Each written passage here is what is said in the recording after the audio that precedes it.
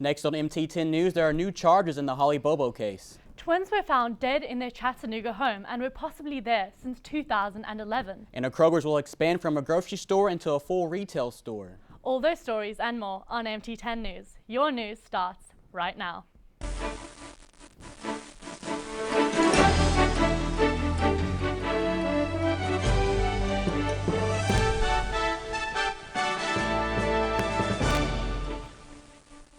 We begin with breaking news tonight. I'm Aaron Cantrell. And I'm Jessie Grace. The missing Nolensville teenager that has been missing for a week has been spotted in Rutherford County just moments ago. A Tennessee Highway Patrol helicopter spotted Christopher Smithberg around 5:30 this afternoon. Highway Patrol tried to approach Smithberg, but he got scared and ran into a nearby woods. The search is still ongoing. We'll follow this story closely and keep you updated as information becomes available. A big development in the Holly Bobo case. Another charge has been filed against the suspect in the Holly Bobo murder investigation. According to officials with the Tennessee Bureau of Investigation, Zachary Adams was charged with trying to persuade a witness in the case on Tuesday. Adams was already indicted by a grand jury in March for first felony degree murder and aggravated kidnapping. The new charge was filed after new information developed. Officials did not provide the details of what led to the case. Saturday night ended rather badly for some Arizona fans, even putting aside their loss to Wisconsin in the Elite Eight of the NSAA men's basketball tournament. Several hundred people blocked the road after leaving the game and refused to disperse when police asked them to, and began throwing bottles, beer cans, and firecrackers at the officers. Police used pepper balls and canisters to get the crowd to disperse, and 16 fans were arrested for disorderly conduct and unlawful assembly. Last night, a Nashville teen was found stabbed on Madison Street. Officials with the Metropolitan Nashville Police Department said paramedics found the victim lying in the street, and the victim sustained at least 2 stab wounds. He was taken to Vanderbilt University Medical Center with life-threatening injuries. The victim's name has not been yet released. Police don't have a motive or the suspects in the stabbing. The investigation is still ongoing. Twins are together through many aspects of their lives, and in this case, together even in death. Chattanooga police were called to a home for a simple in-home check on 2 63-year-old twins, where they were both found dead. Investigators believe they have been dead in their home since early 2011. Neighbors say the twins stayed inside because they had health issues. There were no signs of foul play as the cause of death, and investigations are currently underway. The death penalty may be costing you more money than you actually think. People are outraged that a prisoner on death row cost taxpayers $6,000. Paul Dennis Reed was waiting to be executed for killing 7 people back in 1997 until he died in November from heart disease. According to a local newspaper, the state paid for his housing while in prison for his medical expenses. Supporters of the death penalty say it shows you that the system takes way too long, while non-supporters say if prisoners were sentenced to life sentences instead, it would save taxpayers millions of dollars. It was Monday, February 28th, when we brought you the horrific crash in Christina, where a 2-year-old Mason Carney was ejected from a vehicle. Our very own Alex Urkula brings us the latest on the special little boy's recovery. I walked over and I looked at him, and I was too scared to really get too close to him because I was scared. It was my baby. Josh Carney recalls finding his son in a ditch after he was ejected in his car seat over 60 feet when a truck failed to yield to slowing traffic and slammed into Carney's car. From that point, everything was in slow motion. I could see the actual truck driving beside me. I mean, the truck drove through my car. The Nissan Maxima unrecognizable, and the seatbelt that strapped little Mason's car seat in perfectly severed by a piece of metal. Mason was life-flighted to Vanderbilt Children's Hospital. His mother, Amy Carney, was at work when she got the call. I immediately hit my knees at my job and just started screaming, "No, no, no." It was right here at this busy section of 231 in Christiana that the Carneys' lives were changed in an instant. Even over a month after the crash, the site is still littered with glass and bits of wreckage. Mom Amy recalls how she felt the first time returning to the crash site. Very nauseating. Couldn't really sit still, and I wasn't driving. I was the passenger when we went by it. but I wanted to know, but I didn't want to know. What it exactly, how far Mason had gone and where the car laid versus where he laid, and didn't want to know. After a month in the hospital and countless hours of therapy for his brain injury, Mason is back at home where he has to wear a special halo 24 hours a day to help in his recovery. A recovery that has been remarkable, and his parents, who both worked full-time before the crash, now have only one thing on their minds. It's all about him right now. With MT10 News, I'm Alex Urkula. Now, if you would like to donate money to help out with the day-to-day expenses and medical bills for the Carney family, you can go to www.gofundcarney.com. A Rutherford County school bus driver is now learning the law of booze it and lose it. This past Friday, Jeffrey Lane was arrested for driving under the influence. Lane was driving his car when he hit a woman near Old Fort Parkway. The ex-bus driver told the woman he was a bus driver and he tried to pay her off. Police tracked him down and realized he has been under the influence since his bus shift. No one was hurt and all the students on board made it home safely. I'm sure you all remember the sinkhole that opened up in the Corvette Museum in Kentucky a couple weeks ago. Well, Middle Tennessee also has a problem with sinkholes.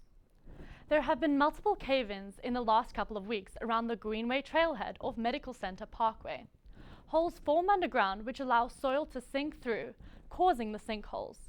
Gateway Island has been closed until the $12,000 to $13,000 study into the cave-ins has been completed, but it will be reopened in time for wedding season. From the aftermath of a devastating mudslide to the missing jet plane from Malaysia, here is the latest on what's going on in your world. Researching the devastation in Washington state are all too familiar with the contaminants in the soil. Drain fields, sewers, we got all the household products that we all have in our homes.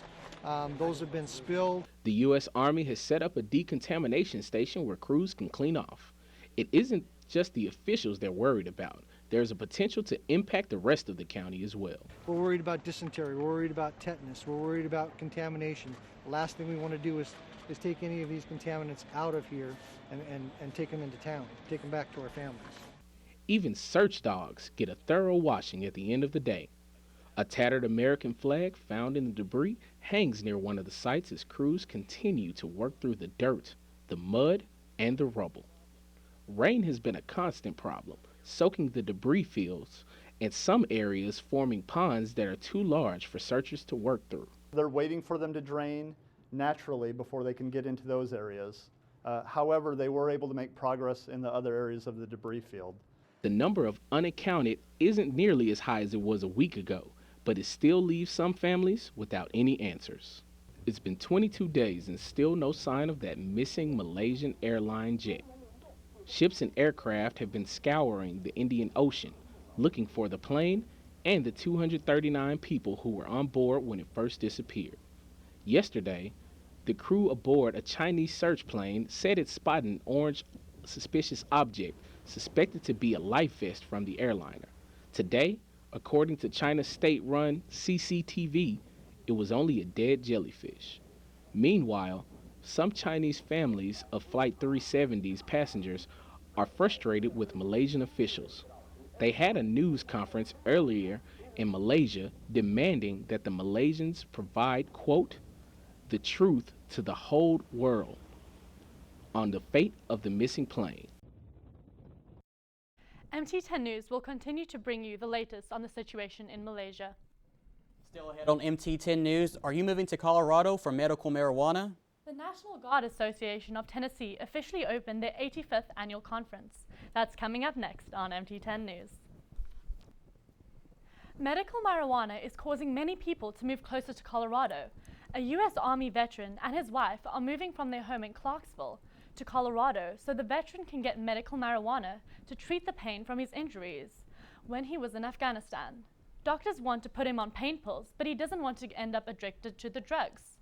He used marijuana until his home was raided by police and took 12 marijuana cigarettes and charging his wife with possession. The couple says their only choice is to leave after the failure of Tennessee's Medical Cannabis Act.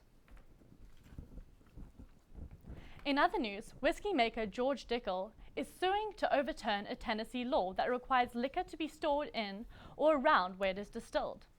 Dickel Distillery, which is owned by global liquor giant Diageo, says it stores all of its Tennessee whiskey at its distillery 60 miles south of Nashville, but other products are stored in Louisville, Kentucky.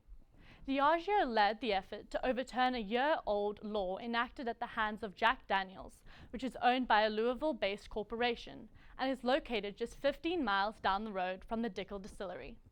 On Monday, the State House voted to allow Lake City to change its name to Rocky Top, despite ongoing legal efforts by the rights owners. The chamber voted 89-0 in favor of the measure sponsored by Republican Representative John Reagan of Oak Ridge. He stated the state would not be liable if the Gatlinburg-based House of Bryant wins its lawsuit. If the Senate goes along with the bill, Lake City would vote to make the name official.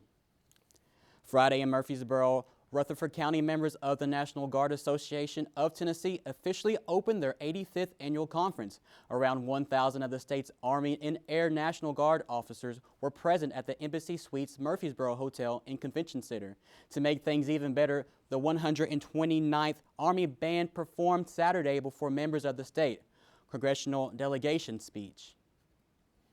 You may be wondering what is being built in place of the torn down buildings next to the Kroger on South Church Street.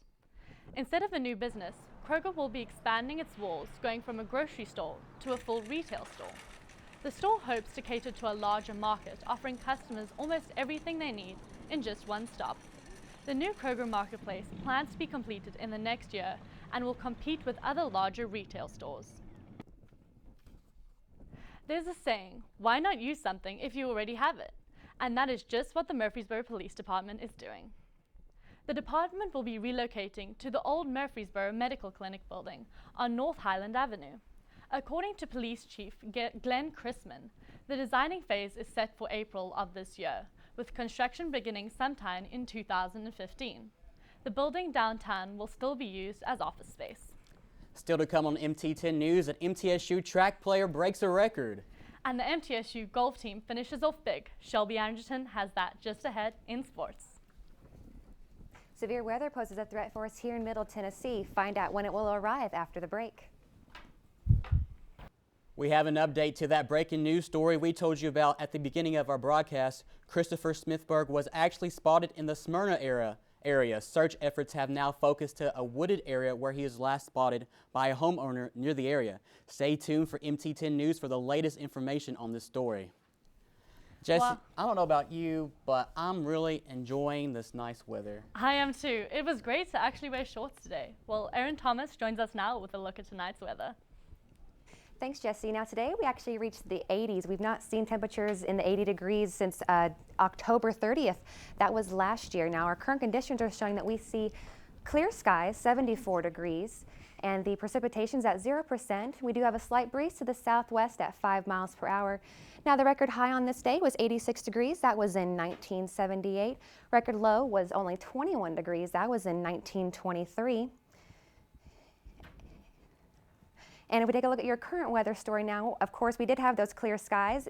It's been unseasonably warm, but it's also been the perfect day for us. As we get closer to the weekend, we will see a severe weather threat, and I'll show you what I'm talking about using the microcast right now. Much of the southeast is experiencing clear skies.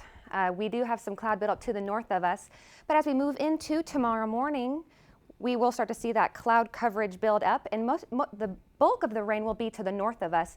We will see those clouds start to build up because we do have some winds coming from the southwest, and that's going to bring those temperatures up to the 80s for us tomorrow as well. And moving into tomorrow night tomorrow night at 8 p.m., that's where we're going to start seeing those scattered rain showers move into the Nashville area. What we are expecting at this point is mostly going to be scattered rain, nothing severe at this point, and we will start to see some of that severe weather move into the area on Thursday. Much of it will be to the north of us, so we are expecting that severe weather to come into the Nashville area Thursday night into Friday morning. And as far as the severe weather that we can expect, Nashville and east of Nashville, we're going to start seeing those thunderstorms. But on Friday morning, that's whenever we will see that highest risk of severe weather on Friday. So again, that'll be on Friday. We'll start to see that severe weather. Moving on to your day plan on Wednesday. We've got a beautiful day tomorrow before those storms start to move through. 7 a.m., 55 degrees and partly cloudy. Noon will be 74 degrees and mostly cloudy. And 5 p.m., 76 degrees, mostly cloudy skies. For your 7-day forecast, Wednesday, your high will be 79 degrees, partly cloudy skies.